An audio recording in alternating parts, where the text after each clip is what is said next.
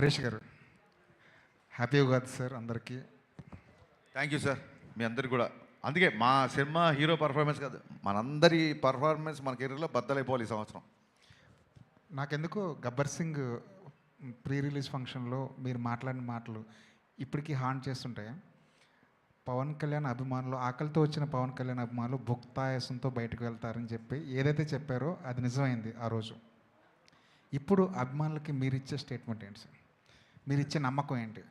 ఇందాక చెప్తున్నాను కదా సార్, పవన్ కళ్యాణ్ గారిని సినిమాలో ఆయన నవ్వడం చూసి, ఆయన జోకులు వేయడం చూసి, ఆయన స్టైల్గా డ్రెస్సింగ్ నుంచి, ఆయన ఫ్రీ ఫ్లో, ఆయన రెగ్యులర్గా ఉండే, ఆయన సహజ సిద్ధంగా ఆయన డిఎన్ఏలో ఉండే స్వాగ్, ఆ కరిజ్మాటిక్ మూమెంట్స్ అవి చూసి యాజ్ అ ఫ్యాన్గా, not as a director, as a ఫ్యాన్గా చెప్తున్నా, చాలా చాలా చాలా సంవత్సరాలు అయింది. ఇది మట్టుకు ఇందులో ఇంకా సెకండ్ థాట్ లేదు. అలాంటి పవన్ కళ్యాణ్ గారిని నేను చూపించబోతున్నా. ఇదే నేను ఫ్యాన్స్కి ఇచ్చే భరోసా.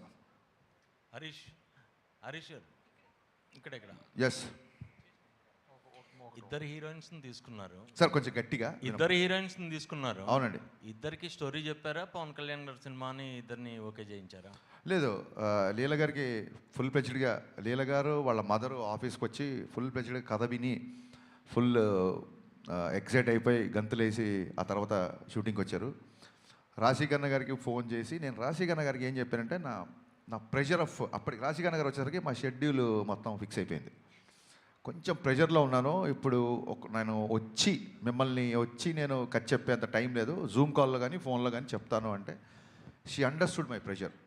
హరీష్, నేను వస్తాను డైరెక్ట్గా, నేను సినిమా చేసేస్తున్నా, నాకు పవన్ కళ్యాణ్ గారితో ఎప్పటి నుంచో చేయాలని ఉంది, I will do this film అన్నారు. ఇమ్మీడియట్గా వచ్చిన తర్వాత, నువ్వు వచ్చి చేసేస్తావు కరెక్ట్గా, నువ్వు చేయాలంటే ముందు క్యాటరేషన్ తెలియాలి కదా అని చెప్పి అప్పుడు నేను క్యారవాన్లో క్యాటరేషన్ కథ మొత్తం చెప్పిన తర్వాత షీగే ఆ రకంగా.